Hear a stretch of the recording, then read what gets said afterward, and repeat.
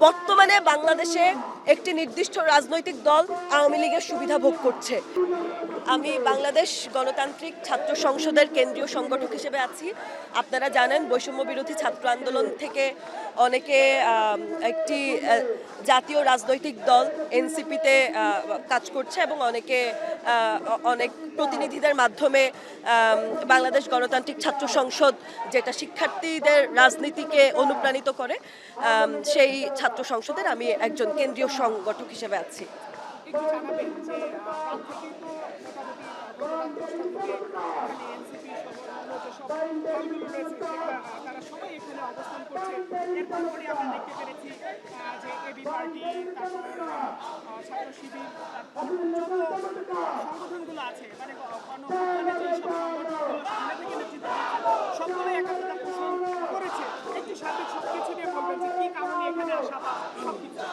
দেখুন, আমার কাছে মনে হয় যে কি কারণে আজকে এখানে আসা কিংবা কেন আওয়ামী লীগকে নিষিদ্ধকরণ আমরা চাই, এটা আসলে বারবার বলে দেওয়ার বিষয় না।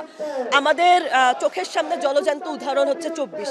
আমরা 24-এ দেখেছি আমাদের ভাই বোনদের উপর আওয়ামী লীগ কিভাবে অত্যাচার করেছে, কিভাবে গুম-খুম করেছে এবং পরবর্তীতে আওয়ামী লীগ সেটা অস্বীকারও করেছে। তারা বারবার বলেছে আমরা তো শিক্ষার্থীদের পক্ষে আছি, কিন্তু কখনোই তারা শিক্ষার্থীদের পক্ষে ছিল না। শুধুমাত্র 24-এ নয়, বিগত বছরগুলোতে আওয়ামী লীগ যেভাবে বাংলাদেশের মানুষের উপর নিপীড়ন নির্যাতন চালিয়েছে, আমরা মনে করি এটাই শ্রেষ্ঠ সময় আওয়ামী লীগকে নিষিদ্ধকরণের। এছাড়া আমরা মনে করি আওয়ামী লীগ নিষিদ্ধকরণ, আপনি যেমনটা বলছিলেন যে সব দলমত নির্বিশেষে সবাই আজকে এখানে এসে একত্রিত হয়েছে, আমরা মনে করি আওয়ামী লীগের নিষিদ্ধকরণ বিষয়টি কোনো একক দলের বিষয় নয়, কোনো নির্দিষ্ট কোনো দলীয় কোনো বিষয় নয়। এটি বাংলার মানুষের জন্য, সারা দেশের মানুষের জন্য এটি গুরুত্বপূর্ণ একটি বিষয় হয়ে দাঁড়িয়েছে আওয়ামী লীগের নিষিদ্ধকরণ। কাজেই আজকে এখানে দলের পরিচয় নয়, দলের ঊর্ধ্বে বাংলাদেশের নাগরিক হিসেবে আমরা আজকে এখানে এসেছি আওয়ামী লীগের নিষিদ্ধকরণের জন্য।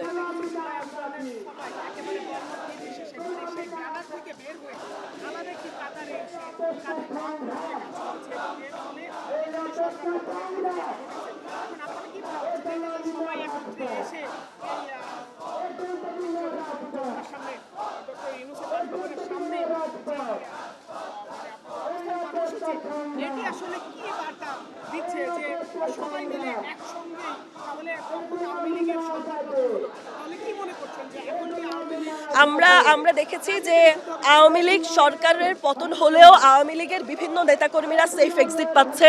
আপনারা জানেন এক্স রাষ্ট্রপতি আব্দুল হামিদ, তিনিও সেফ এক্সিট পেয়েছে। আমাদের আসলে ইন্টারিমের কাছে প্রশ্ন, কেন এত কিছুর পরেও, এত বর্বরতার পরেও আওয়ামী লীগকে এবং আওয়ামী লীগের বিভিন্ন নেতাকর্মীদেরকে সেফ এক্সিট দেওয়া হচ্ছে, কেন তাদের বিচার হচ্ছে না?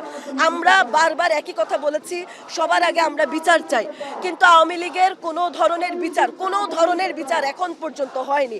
কাজেই আমরা মনে করি জুলাইয়ে যেভাবে আমরা একত্রিত হয়েছি, জুলাই যেভাবে একত্রিত হওয়ার মাধ্যমে আমরা আওয়ামী লীগ সরকারের পতন ঘটাতে পেরেছি, ঠিক একইভাবে আবার আমরা একত্রিত হওয়ার মাধ্যমে আওয়ামী লীগের রাজনীতিও নিষিদ্ধ করতে পারবো।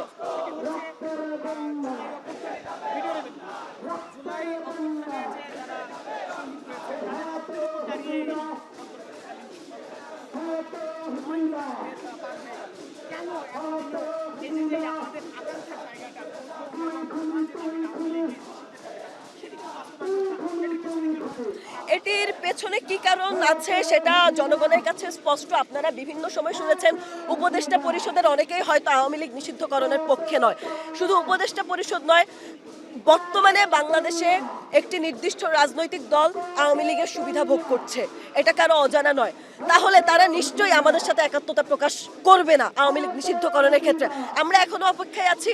আমরা বিশ্বাস করতে চাই এবং আমরা দেখতে চাই এখানে যেরকম জামাত শিবির থেকে শুরু করে বিভিন্ন ছাত্র সংগঠন এবং বিভিন্ন রাজনৈতিক দল একসাথে হয়ে এখানে একত্রতা প্রকাশ করেছে, আমি মনে মনে যে দলটির কথা ভাবছি তারাও এখানে আসবে, তারাও আমাদের সাথে একাত্মতা প্রকাশ করবে। নতুবা আমরা ধরে নিব আওয়ামী লীগ নিষিদ্ধকরণের সিদ্ধান্তে উপনীত হওয়ার না পেছনে সেই দলটি কলকাঠি নাড়ছে।